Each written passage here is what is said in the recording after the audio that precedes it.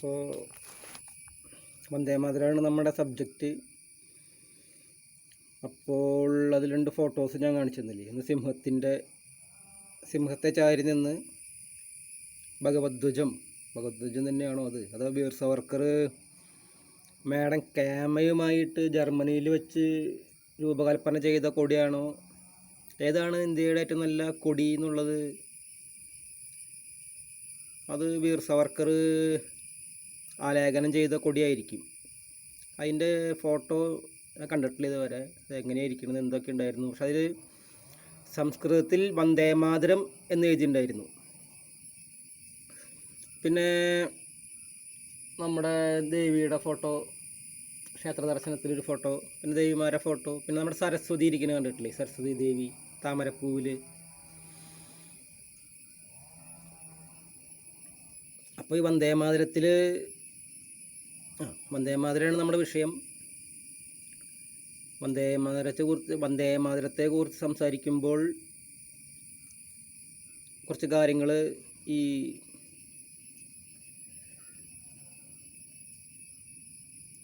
ഭാരതാംബ, സ്ത്രീത്വം, മാതൃത്വം, നമ്മുടെ മാതൃഭൂമി, ഭാരതവർഷഭൂമി, ഭാരതാംബ, നമ്മുടെ ബ്രാഹ്മണ്യത്തിലെ ഈ പറയുന്ന പോലെ സ്ത്രീ ബഹുമാനം, ഇതൊക്കെ ഒരു പരിധിവരെ വരുന്നത് കൊണ്ട് ഞാൻ 2 ഫോട്ടോ കാണിച്ചെന്നേ ഉള്ളൂ. പിന്നെ ഭയങ്കര തീവ്ര മതക്കാർ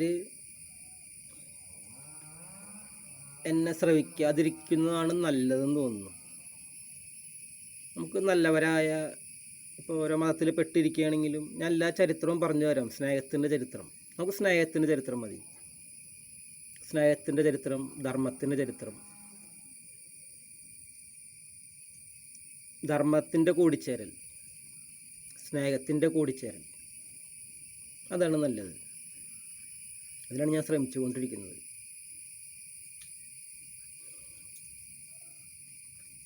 പിന്നെ ഈ നമ്മുടെ നാടിനെ കുറച്ച് നാളായിട്ട് ഉപദ്രവിച്ചു കൊണ്ടിരുന്ന ഈ ഭാരതാംബയെ, ഭാരതഭൂമിനെ, ഇതിൻ്റെ യഥാർത്ഥ ശ്രേഷ്ഠതയെ കുറച്ച് നാളായിട്ട് ഉപദ്രവിച്ചു കൊണ്ടിരുന്ന, കുറച്ച് നാളായിട്ട് ഇല്ലാണ്ടാക്കിക്കൊണ്ടിരുന്ന കുറച്ച് ടീമുകളുണ്ട്.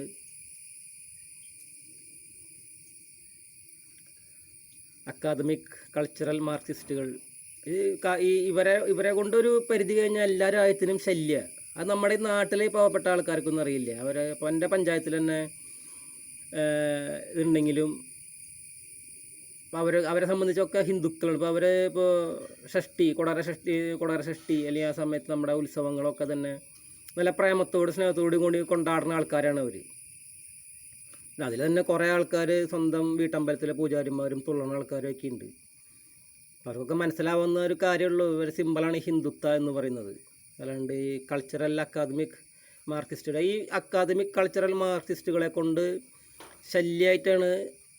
കാർൽ മാർക്സ് വരെ ഞാൻ ഒരു ദിവസം പറഞ്ഞിട്ടുള്ളത് ഞാൻ മാർക്സിസ്റ്റ് അല്ലാന്ന്. ആ നിലയ്ക്കാക്കി എടുത്തവർ. ഇവരുടെ ഒരു ലോകം ഇപ്പോൾ നമ്മുടെ വീർ സവർക്കർ, ഇപ്പോൾ രാധാകൃഷ്ണൻ, ഇപ്പോൾ ലോകസഭാ സ്പീക്കർ ഇപ്പോൾ ഒരു വിഷയം സഭയിൽ ഉന്നയിക്കാൻ പോണ്ടെന്ന് കേട്ടു. നമ്മുടെ പിന്നെ എല്ലാ ബംഗാളികളും എൻ്റെ ഈ സെഷൻ ഹിന്ദിയിലേക്ക് ആക്കിയിട്ടൊന്ന് കേട്ടോളൂ കേട്ടോ. എൻ്റെ വന്ദേമാതരം ഒന്ന് കേട്ടോളൂ. നിങ്ങളും പഞ്ചാബികളും ഈ ഭാരതവർഷത്തിൻ്റെ ഏറ്റവും ശ്രേഷ്ഠരായ സംസ്ഥാനത്തിൻ്റെ ആൾക്കാരാണ് നിങ്ങൾ. സംസ്ഥാനത്തിൻ്റെ ജനതയാണ്. ഇതിൽ മതമില്ല. പഞ്ചാബ് ആൻഡ് ബംഗാൾ. ഈ ബംഗാൾ സംഭാവന ചെയ്യാത്തില്ല. നമ്മുടെ വ്യാവസായിക നഗരം, കപ്പൽ നിർമ്മാണം, ബോട്ട് നിർമ്മാണം തൊട്ട് സാംസ്കാരിക നായകന്മാരായ ശ്രീരാമകൃഷ്ണ പരമഹംസർ, സ്വാമി വിവേകാനന്ദൻ, ബങ്കിം ചന്ദ്ര ചാറ്റർജി, രവീന്ദ്രനാഥ് ടാഗോർ, അങ്ങനെ ഒരുപാട് സംഭാവനകൾ നൽകിയ പുണ്യഭൂമിയാണ് ഈ ബംഗാൾ. അപ്പോൾ രാധാകൃഷ്ണൻ സാറ് ഇവിടെ നമ്മുടെ കാസർഗോഡോ മലപ്പുറത്തോ ഉണ്ടായൊരു വിഷയം ഉന്നയിക്കാൻ പോകുന്നൊരു വായിച്ചു. നമ്മുടെ വീർ സവർക്കർ ജയിലിൽ കിടന്നതിനെ കുറിച്ചിട്ട്. അത് നമുക്ക് സംസാരിക്കാം. പിന്നെ ഇവർ കൾച്ചറൽ മാർക്സിസ്റ്റ് എന്ന് പറഞ്ഞപ്പോൾ അതിൻ്റെ ഒരു വേറൊരു നിങ്ങൾ വളരെ സിമ്പിളായിട്ട് കണ്ട അമ്മ അന്ന് കുറച്ച് നേരം അപ്പുറത്തേക്ക് പോകും. അമ്മ ഒന്ന് അവ ആൾ നടച്ചേ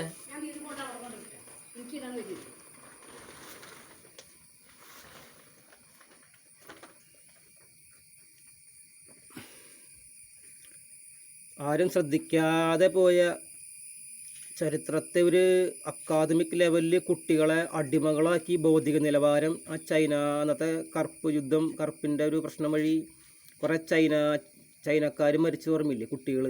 അതേപോലെ കുറേ അക്കാദമിക് ടീമുകൾ ഉണ്ടാക്കി വെച്ചു, കുറേ ഐഡിയകളും കൊടുത്തിട്ട്. നമ്മൾ ശ്രദ്ധിക്കാതെ പോയൊരു അപകടമായിരുന്നു ഇവർ പാഠപുസ്തകത്തിൽ എഴുതി ചേർത്ത് വന്നു. ഞാനിപ്പോൾ നമ്മുടെ കോക്രോച്ചിൽ ചേരണോ, ഞാനൊരു പുതിയ പാർട്ടി ഉണ്ടാക്കണോ എന്ന് ചിന്തിച്ചുകൊണ്ടിരിക്കുന്നുണ്ട്.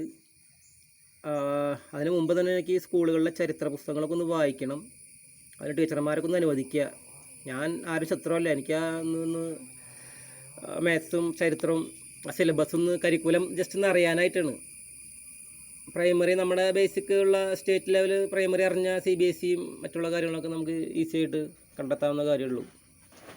നമ്മൾ വിചാരിക്കാത്ത അപകടമായിരുന്നു ഇവർ എഴുതി ചേർത്ത്. നിങ്ങൾക്ക് ഓർമ്മയുണ്ടോ? സുഭാഷ് ചന്ദ്രബോസ് ബ്രിട്ടീഷുകാരെ പേടിച്ച് ജർമ്മനിക്ക് നാട് വിട്ട് സുഖിക്കാൻ പോയി എന്നൊക്കെ പറഞ്ഞ് എഴുതി ചേർത്ത അപകടകാരികളാണ് ഈ കൾച്ചറൽ അക്കാദമിക് മാർക്സിസ്റ്റുകാർ. ഇവരൊക്കെ ഈ ഗവേഷണ പ്രബന്ധങ്ങളും നമ്മുടെ സർവകലാശാലയിലും സഹകരണ സംഘങ്ങളൊക്കെ ആയിട്ട് ഇരിക്കുകയാണ്. അവർ നശിപ്പിച്ചുകൊണ്ടിരിക്കുന്നൊരു വലിയ തലമുറയുണ്ട്. അത് കേരളത്തിൽ ഇങ്ങനെയാണെങ്കിൽ അക്കാദമിക് ലെവലിൽ ബംഗാളിൽ ബസുവിൻ്റെ കാലം തൊട്ടേ ബംഗാൾ നശിച്ചിട്ടുണ്ട് ഏകദേശം. പിന്നെ തമിഴ്നാട്ടിൽ അങ്ങനെ ഒരു ഇത് നടക്കില്ല. കാരണം തമിഴ്നാട് എന്ന് പറഞ്ഞു കഴിഞ്ഞാൽ അവർക്ക് സംബന്ധിച്ച് അവരുടെ സംസ്ഥാനത്തിൻ്റെ ശ്രേഷ്ഠതയുടെ ഒരു പ്രശ്നമല്ലോ.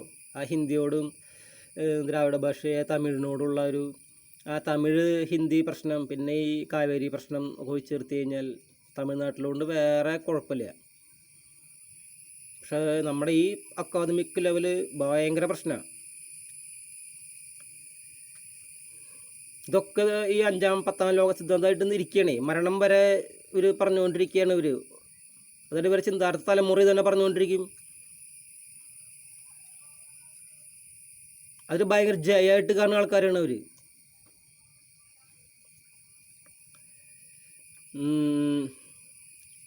അപ്പോൾ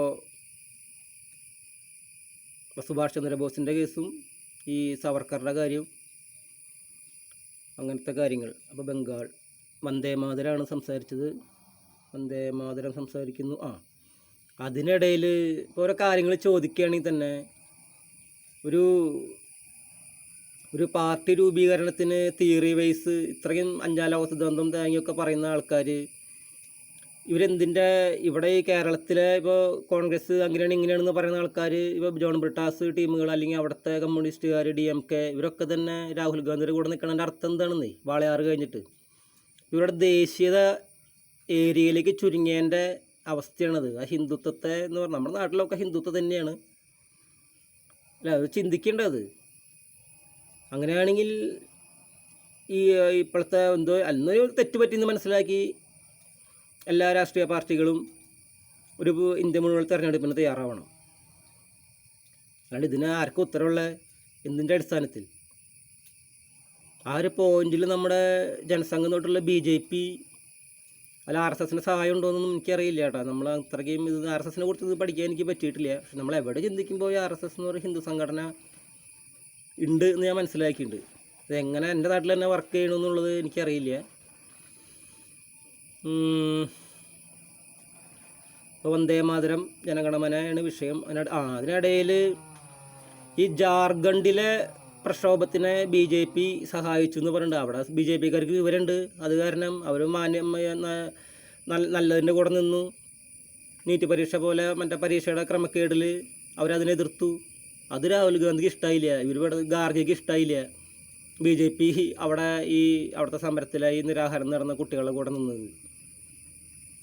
ഇവർ കോക്രോച്ചുകാരുടെ കൂടെ എന്തോ ഒരു സംഭവം വിചാരിച്ച് പോയി നിന്നു. കുറച്ച് കഴിയുമ്പോൾ അത് ഇഷ്ടമായില്ല. ഇവരെന്തിട്ടൊക്കെ പറയണമെന്ന് ഞാൻ ആലോചിക്കണം. അപ്പോൾ ജാർഖണ്ഡിൽ മാത്രമല്ല, ഇനി എവിടെയാണ് അധർമ്മമുള്ളത് അവിടെയൊക്കെ BJP രംഗത്തിറങ്ങുക. വന്ദേമാതരം ആണ് നമ്മുടെ ഭാരതത്തിൻ്റെ പരിപൂർണ്ണ സ്വാതന്ത്ര്യമാണ് നമുക്ക് വേണ്ടത്. അതെല്ലാ ലെവലിലും വേണം. അധ്വാനം തൊട്ട് അക്കാദമിക് ലെവൽ വരെ വേണമെന്നാണ് എൻ്റെ കാഴ്ചപ്പാട്.